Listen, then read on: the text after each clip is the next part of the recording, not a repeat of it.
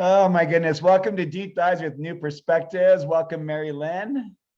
Oh, welcome to you too, Michael Bartlett. How are you doing this morning? Merrylin LeBlanc. I don't know, like I was ready to like take my Mac this morning and throw it through the window. My poor dog is so sensitive. She has all these That planets. I have to stop you with that image, taking your Mac and throwing it through the window. That is a perfect image for Mars squaring Jupiter today or tonight. Perfect. The I'm Mars so is happy to be a poster growing boy. and the Yeah. computer is Jupiter mass information. In Aquarius, yeah. Oh my God, it was all about this one little stupid thing. And they don't say, you need your password. They give it a different name. And so you don't, oh my God, I don't like these. I don't know what it is. Like I was just saying for a minute ago, I was like, I feel like in a lot of ways, my life goes really smoothly with my grand trine Earth. And so when there are things that are supposed to be simple and they're caught up, there's some of these electronic things that happen where you get into these, what do they call them? These non-escapable sinkholes, these circular logic statements that don't have a resolution unless you know the exact thing. And thank God for the internet that you can sometimes find it. But Well, yeah. Well, I have found, and this is very much a mercurial thing, and this morning, Mercury squared Neptune. I mean, the square is still going on, but is that I find that people in the tech world, and this goes especially to the writers, they assume that you have been keeping up with the latest all along. And their assumptions are really too much. And that's the Jupiter today too, where we're kind of angry at there's anger from my part anyway. I don't know about your part. There's anger at the assumptions that are sometimes made in these manuals and so-called directions. right, and it's language. I mean, like, so here we are talking about astrology, which is a language. Computers have their own language. Each of the software programs, have their own language. And so it's like these things where we have in each area that we study, we have set ideas about what a keyword means. But it's like this difference of like when we have our charts, right? But when we step into another realm of understanding, that word may have a different connotation, may have a different meaning. And I mean, I'll never forget, like back in the day, they said, I remember one of the quotes about a customer service thing. And they said, the woman said, oh, or the man, I'm not going to put a sex on the person, but, my cup holder's broken on my computer. And they're like, what do you mean your cup holder? Well, it was the old fashioned CD thing that would slide out. And the person thought it was a place to put their cup. Well, And a lot of people here won't even know that about the old CD players. When we used to put our DVDs and CDs in, there's a thing that would slide out and you'd put it in there, But yeah, if you look at it, kind of looks like a cup thing. But again, it's this frame of reference. And that's what's so maddening and so frustrating. And, when you and I were looking at the chart today, we got Mercury squaring Neptune. We've got Mars squaring Jupiter. We've got Venus applying into Pluto. Everything's on one whole. Everything's from Scorpio to Taurus on the that range of the chart from Taurus to Scorpio, from Scorpio to Taurus, and it's just like this amazing picture for, I think, kind of explosive frustration. Yeah.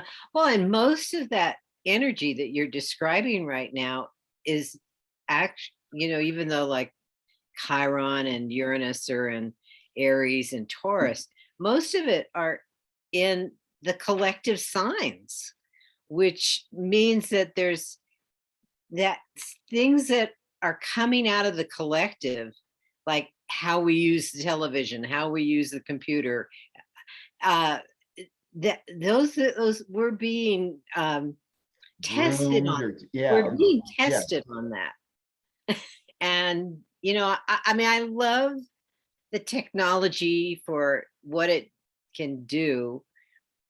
But on the other hand, when I have a problem, I'm spending more time on the technology than I would have doing things the old fashioned way, pen and pencil, paper tablet, etc. And so there are trade-offs. And this is interesting because of Jupiter in Aquarius, and having and then Uranus, that one of the rulers in Taurus, is having to look at the value of our progress. This is what astrology is telling me. We're getting a broad perspective of the technological progress we have made up to date, which has given us many blessings, especially during this COVID time, where we can communicate and feel with people anywhere in the world and feel a sense of safety in doing that, as versus getting on a plane and going there. There's that. But on the other hand, on our day-to-day living and what's happening to the planet, And societies. we're awakening to the shortcomings of it.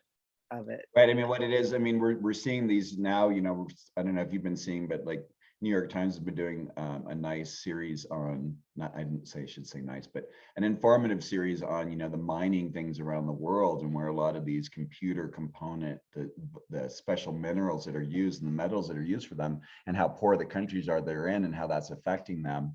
So having that, and then also just what it's doing to us society-wise. I mean, we aren't used to interacting with people face to face as much anymore, and so people are losing those, the social graces, and frustration is really big. I mean, some of these things, like today, was like, my issue that I was looking for was something that was just literally so simple, but if you don't have that little piece, it's like these individuals who with the Bitcoin, where they've lost $1 billion because they don't remember their password. It's like, oh my God, how can that, like, if there's supposed to be this transparency and there's this thing about it, like, how is that even possible? Why isn't there an ease? Maybe we are getting that time where it will be nice, where we have like a little download chip that we put in our system, and that gives us the underlying understanding. I always love the sci-fi movies that have that wonderful, how they understand the translators. There's one that has like a creature that crawls into the ear, all these different ideas about like, how do you make it so that we can all understand one another? And that's really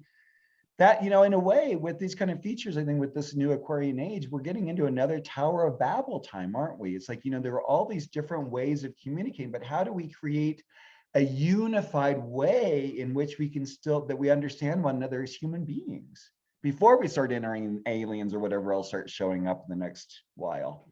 When you said that, the first thing that comes to my mind and talking about putting everything together is, and we're doing this right now for YouTube, on YouTube, and YouTube has been advertising this how-to section, which I have I might have, but I don't recall, gone maybe once or twice to how to use something on YouTube. But in this conversation, I'm realizing, and this is sort of to the Mercury bringing something out of all the stuff that's available, the Mercury square Neptune this morning. I'm realizing that there are some solutions, but they're not easy to find. And that's the thing, I think the maddening part is like, in the ways in which it does make it simple for us and does make our lives easier, the ways in which it complicates is a new level of anxiety, a new level of frustration, because it isn't practical. It isn't a practical awareness. It isn't like, when you were growing up, you learned how to step and you won't ever forget that. It's just actually finding these, like what you said, it's like finding these ways that connect on a higher, different level. And without understanding, like that would always frustrate me about looking things up in the dictionary. It's like, well, if you don't know how to spell it, how can you look it up? Like hallelujah. I always try and look up hallelujah, and I can never figure out how hallelujah is. You start with an H, or do you start with an A? And give me an L. And then after that, I'm lost. Well, also you're making me think of young people. I'm talking about people who have not reached, they're either, young kids or teenagers, adolescents, and growing up with this technology. How do they encounter these kinds of frustrations? I mean, I would, this would be a question to put to their teachers who are more aware of where they're at in that regard, or some parents might be observant of that behavior. I'm not sure, because I know some friends of mine who have children and grandchildren, even though I'll say, well, you know, my grandson takes care of that for me, or my daughter takes care of that. I hear They, that a lot. Yeah. yeah, yeah. So Because, and I I'm sure think, they have their own frustration levels, but maybe not in this territory that we've been talking about. I think their frustration levels have to deal with like those practical things in life that we were really well raised in. They get this blank stare, like, what am I supposed to do about this? So there's a very different kind of an understanding and a viewpoint on it based on how we're each raised. And I think that's where the helpfulness comes in. But it makes me also think that we stay around for like as long as we're able to kind of grok things. And so for me, it's like really been interesting for me to notice, like especially with computer stuff, it's like by decade, when people in their 80s versus their 70s versus their 60s, and the types of proficiencies and frustrations that go with it. Because I think as long as you can kind of grok what's going on with the computer, I think you're kind of able to grok what's going on in the society. And I think when that starts to disconnect, then I think that's when, it's probably when someone's not really wanting to be here anymore, because it's like our data is going to be more and more electronically driven. Yeah, definitely that. Well, I have this, unless you want to say some more about the vein that we've been on, in terms of this Mars squaring Jupiter. It's a last quarter square.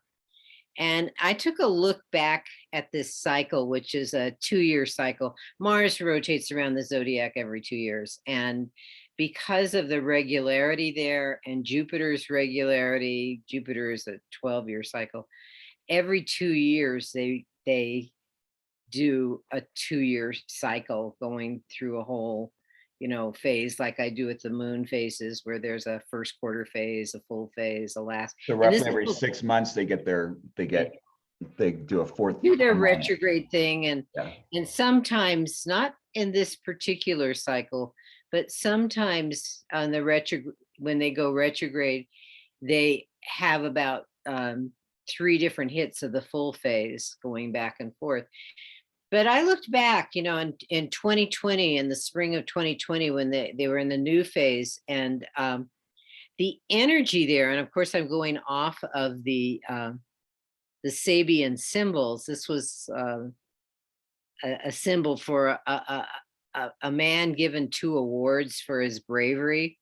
But at this time, it was the spring. It was the time of the debates, etc. Biden and others were running against Trump.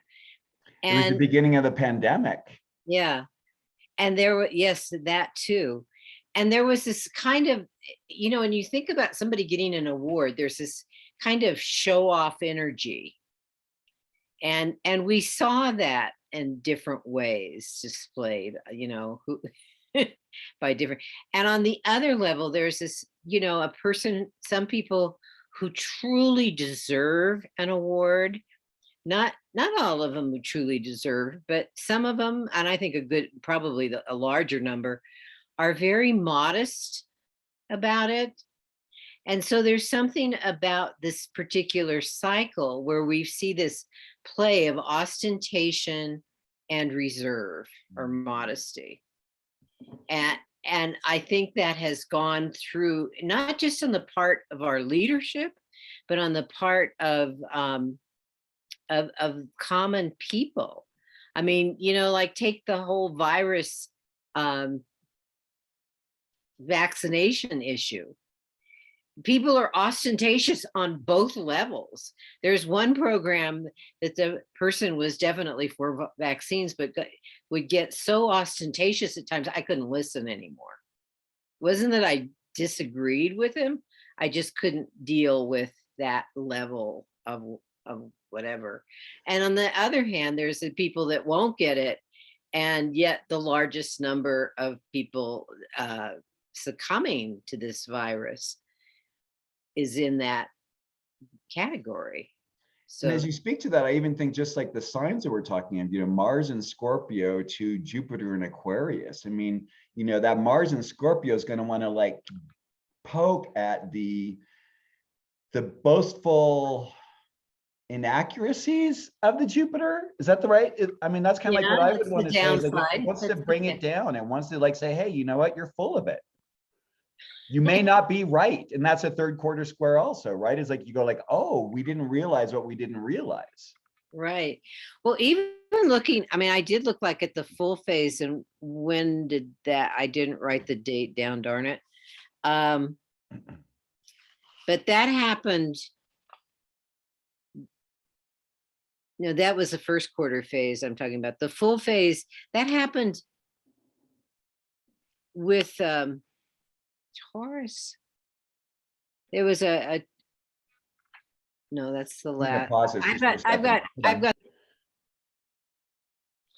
Yeah, let me go back. We had the in 2020 we had that new moon, and then the first quarter phase had 3 different hits, and two of them were like where Mars was in its own sign and at 20 degrees, making, there was a lot of energy, and this was still, I believe, in 2020, where a lot of energy about how to deal with saving the planet, how to deal with the status of America, and apropos to the pandemic in saving people. And now we're at the last quarter phase, which kind of looks back at the whole situation. And what we see very quietly being done is some kind of mobilization. Biden has had mandates about vaccinations. I mean, and this is very much the vaccination virus thing. Mars and Jupiter play a huge role in that. When you think of the jab, as they call it, Mars in Scorpio. this is Mars and Scorpio, and then Jupiter spreading something. Jupiter often shows up in pandemics for that energy of massive dissemination. And yeah, so it's like, there's the degree that Mars is on today, it's a military degree. It's like mobilizing energy. And I know there was in the news last night, in New York City, mandates for vaccinations. And if I heard this correctly, it was like no exceptions. If you want to work for the city of New York, and I mean, they're upping usually they don't say this, but usually people who have autoimmune, have some kind of health issue, there's exceptions for them or for religious reasons. But it sounded like what they were saying was, you cannot be in our workforce during this pandemic if you're not vaccinated, period. And the other big thing that I think also speaks of this is the Roe versus Wade. Well, that's too scary. And the Venus approaching Pluto. Well, what's interesting in terms of mobilizing and putting out stuff, and this goes to Jupiter in terms of codifying, of making laws. I heard I could meet the press last Sunday. Klobuchar from Minnesota, Senator Amy Klobuchar. She said something that really indicated that there is some serious thought on the part of some senators to codify an abortion law like Roe versus Wade. I think she even said it as Roe versus Wade. Because some of these laws that we have, and not that I follow them that closely when they don't affect most people are like that. Yeah, okay, we have. But it was only during all of this debating that I realized that some of our laws are not really laws; they're just legal decisions.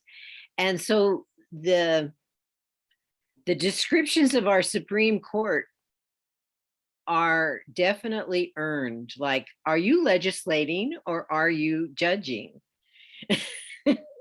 because their judgments have legal effects, have They set entered the laws. precedents. They Yeah, they set or they precedents. readjust precedents because that's what our. And yet they keep changing their precedents, which is But that's bizarre. law. I mean, that's the thing, I mean, and especially, when you speak about Jupiter, I mean, here we're speaking of like probably Jupiter in Sagittarius, Jupiter in Aquarius are the two things that I think of with this area is like, so like, how do you, it has to allow for a certain amount of flexibility and inclusiveness and observational discrimination, Aquarius, Scorpio kind of a combo. So, but yeah, I mean, a lot of it, and then also too, it's very frustrating to think of, men making decisions about women's bodies again. I mean, that's just like, I just, whew. Well, you know what? The whole thing about abortion, and I saw a quote on the news as well, comes from the Old Testament. And I don't pretend to know what Jewish rabbis are teaching these days. However, what I do know from I have many Jewish friends. I even lived with somebody who was Jewish for 2 years, and and basically, there's a lot of Old Testament prescriptions that are not observed by that community today, or at least a large portion of that community today.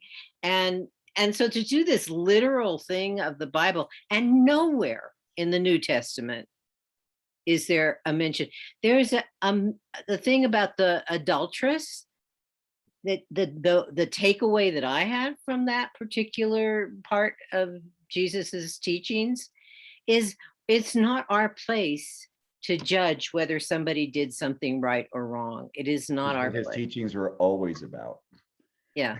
Yeah. Because how can we don't have the neutrality, let the, before you cast a splinter out of another's eye, make sure the beam is removed from your own. It's the same idea, when you point at someone, you got 3 fingers pointing back to you. And in astrology, it's the opposition, right? It's so easy to project that onto other people because we think it makes us safer. And this is my personal rant on this one, that,